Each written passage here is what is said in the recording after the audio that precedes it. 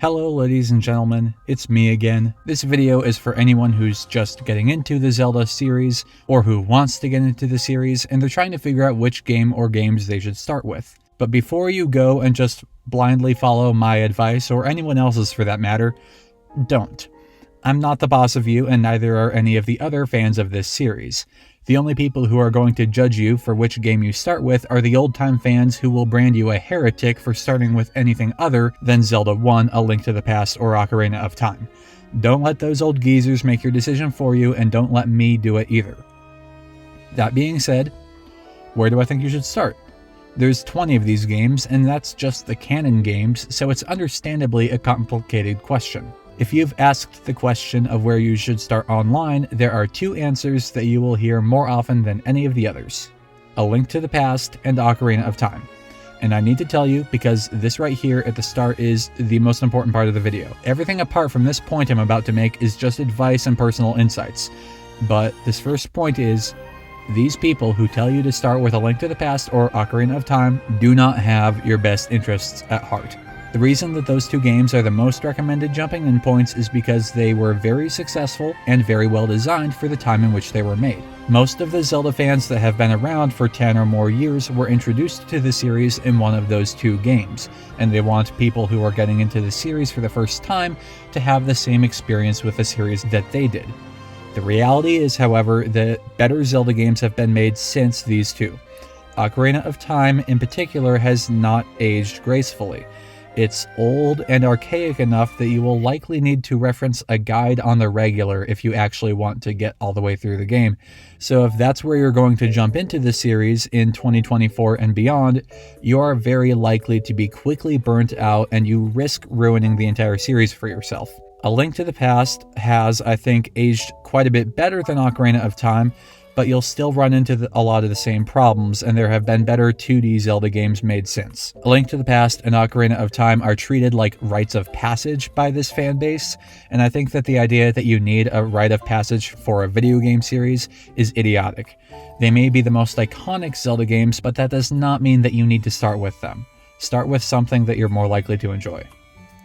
I say all of this as someone who has gotten into the series fairly recently.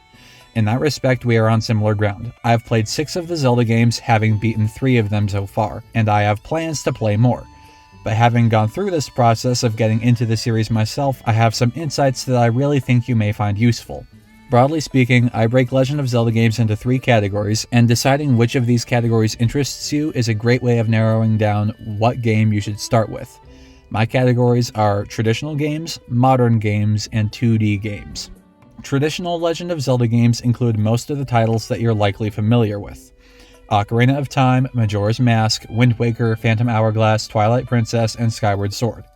These games vary from somewhat open world to highly linear in structure. They feature several dungeons as their main attraction and have a healthy balance of combat and puzzle solving. Now, I've only played a couple of the games in this category so far, so I'm not as qualified to speak about them as I am about the other 2 categories, but I do have one major thought. Apart from Ocarina of Time, I wouldn't start with Majora's Mask either. Those 2 are the oldest traditional games in the series, and while they were phenomenal games at the time, they didn't age particularly well. You'll probably need a guide to play through large sections of either of these, and it should not be a controversial thing to say that that's not a good first experience with a series. I'm not saying don't play Ocarina or Majora's. I would just recommend that you don't start there.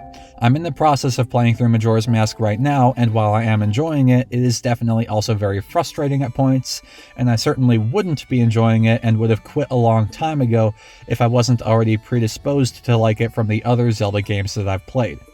If you want to start with a traditional Zelda game, play 1 or 2 of the more recent games first and then come back to these older titles if you feel so inclined.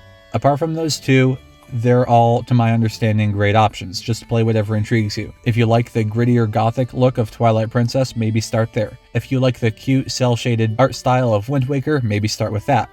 If the only console you have is a Switch, then your only choice really there is Skyward Sword. Hopefully someday Twilight and Waker will be added to the Switch, but they aren't as of the time of recording this video. Moving on to the other 2 categories, which I've played enough of to have some more detailed insights, let's look at the modern games. The modern Legend of Zelda games are Breath of the Wild and Tears of the Kingdom. Now, most of the same people who are telling you to start with Ocarina of Time will also beg you not to start with either of these two games.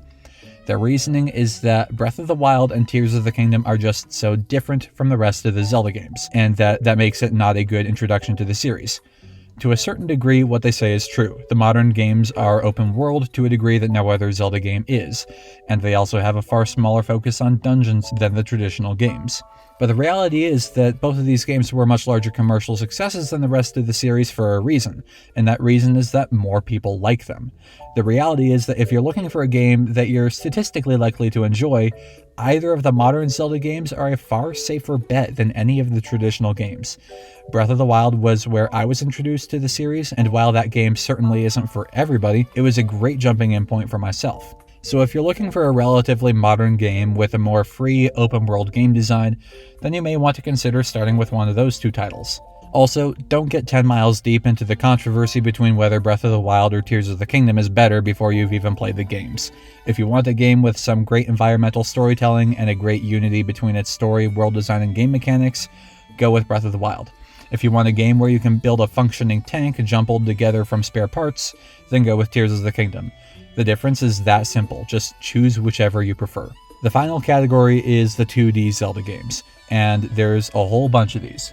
A lot less people play them, and compared to the mainline games, they're relatively short and simple, but if you like top-down 2D gameplay, then these games may be for you.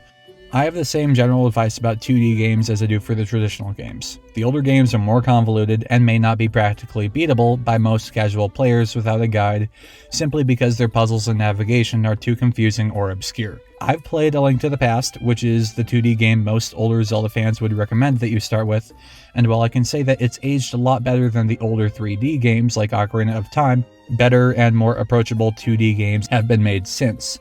I would recommend that you try out something new enough that you don't need a reference guide to look up solutions too often. I'm in the midst of playing Oracle of Seasons, which released in 2001, and I've only had to look something up once so far. If you're looking for something that will be similar to the old school experience, but isn't so convoluted, I'd suggest you look into A Link Between Worlds, which is a modern spiritual successor to A Link to the Past. Otherwise, Minish Cap is another great, well-loved 2D Zelda game that might pique your interest, although I cannot properly recommend it since I haven't played it at all yet myself. So to summarize my opinion, because that's all it is, it's my opinion, if you're wanting to get into the Zelda franchise in 2024 or beyond, start with a game that isn't antiquated so much that it makes you want to bash your head into the wall. Pretty much everything made in the year 2001 or later should be pretty approachable for most modern gamers. And don't let anyone tell you that you shouldn't start with the open world modern Zelda games, because statistically speaking the odds are actually much higher that you'll like those games than that you'll like the older games. If you like the games made in the last 2 decades and want more, then absolutely go back and enjoy the older games as well. For your first game though, I'd basically recommend one of these, whichever seems to be personally most up your alley. I know that this is still quite a lot of options, but that's just because different people enjoy different kinds of games. Anyway, that's all for the day. Now as I go into hiding to escape the longtime Zelda fans who are probably on their way to crucify me, I wish you all have a lovely day, and if I somehow survive the Zelda fan hordes, I'll see you all in the next one.